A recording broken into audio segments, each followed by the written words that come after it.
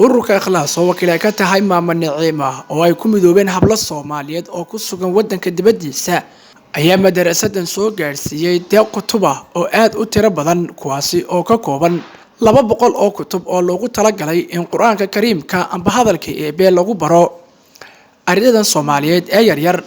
Ardaydan dhigata malcamada ayaan haysan wax kutub waxaana arintaasi ka soo jawaabay ururka ikhlaas oo mar walba garab taagan dadka tamarta yar ee aan awoodin baahiyaha aasaasiga ah, balse maama Naciima iyo haweenkaasi Soomaaliyeed ee ku sugan wadanka dibadiisa ayaa markiiba ka soo jawaabay cabashadaasi jirta, waxaana degdeg loo soo gaarsiiyay goobtan oo lagu barto Quraanka amba hadalka Eebbe kutub dhan 200 oo kutub. Waxaana halkaasi ka hadlay maamulaha guud ee dugsiga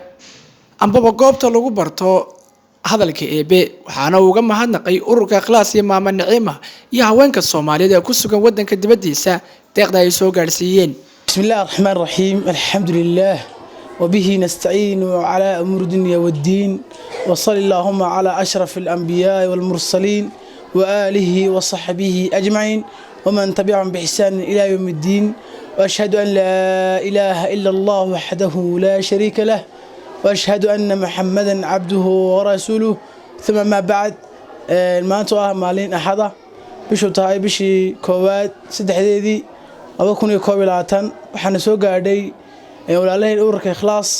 بحي مكان ودي سنة كتبت القرآن كريم كه أيضا الله كان يسطح كرتون وأمريكا أبغى كتب إن شاء الله تعالى وين سوق عدي وأنا كما لنا وحنا جزاكم الله وخير جزائين إن كل ولا لها دبدة شوقة حمي وحي حنوصنا يا الله شافيو وحي الله سبحانه وتعالى مراتهم عسى الله سيو كل كتبتنا نقوم في الله إن شاء الله تعالى وحن كرجنا وحن خير بدن الله سبحانه وتعالى وحن كبر إن ويديننا ولا الله خيرك ماشي كسر صارن إن الله سبحانه وتعالى بدل خير بدله إن نوصل عصر ما الشيء مالك وحبي لقب حياه حي وسيسي هذا مركا ولا الله وينك جدوني وحنا بارك الله فيكم وجزاكم الله خير الجزاء بول المحسنتين وأنا نسوق عدي وحنا مكان بلان قادين إن شاء الله تعالى.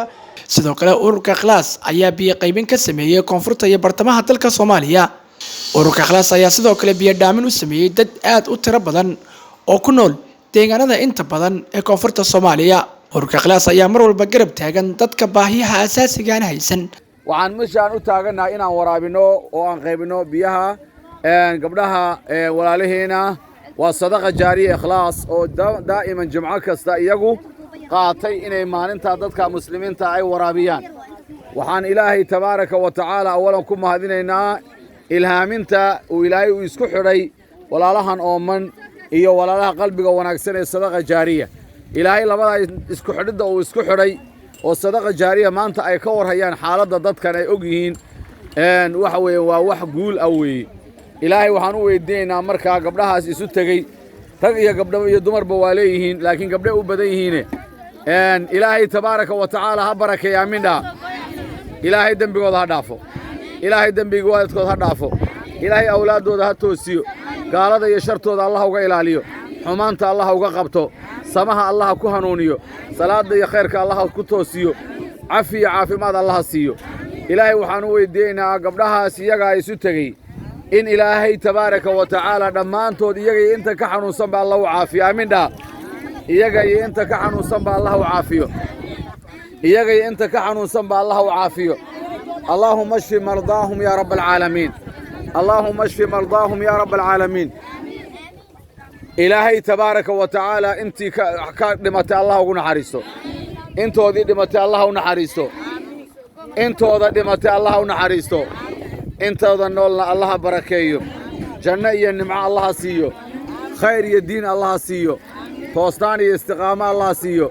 بدبادي الدين الله سيو إلهي شرطها كدورو وشيطانك الله كدورو وحسدك الله كدورو وعقابته أدون الله كدورو وعريرك أدون الله كدورو وعقابته آخر الله كدورو وعريرك آخر الله كدورو.